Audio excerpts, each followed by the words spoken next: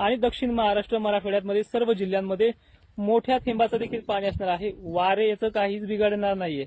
वाऱ्याच्या तुलनेमध्ये इथे 80 मायक्रॉन एवढी त्याची जाडी असल्यामुळे जास्त काही घाबरण्याची कंडिशन नाहीये।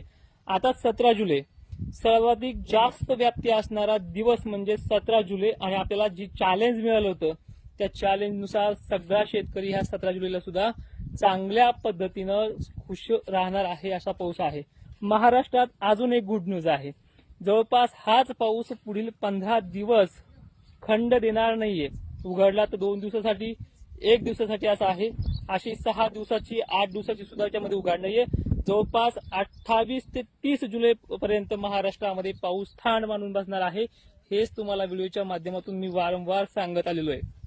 ठीक आहे, आता जे तुम्हाला औषध दाखवलंय ते घ्या किंवा नका घेऊ, मला काहीही घेणं देणं नाही, पण जे वापरते तुम्हाला सांगितलंय त्यामुळे नाव ठेवायची काही गरज नाहीये।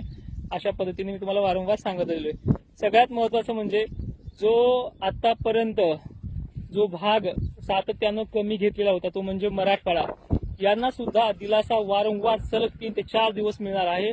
आणि बाय चान्स 24 तारखेपासून जो पुढे पाऊस पडणार आहे त्याच्यामध्ये विहिरीचा पाण्याचा प्रश्न देखील आहे।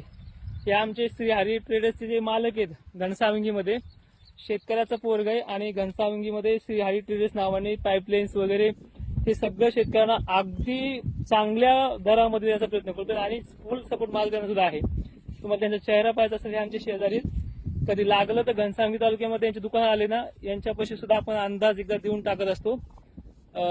त्याचबरोबर त्यांचं शेत हे समोर आहे, म्हणजे आम्हाला हे शेजारीच आहेत, विचारतायत। आणि मोटर सुद्धा सुरू केली नाही, मोटर सुद्धा, आणि उलट काल उन्हाच्या पाऱ्यामध्ये अनेक जणांनी आमच्या शेजारी पाजारी खतबी टाकून ठेवलं होतं, आज ते खुश आहेत।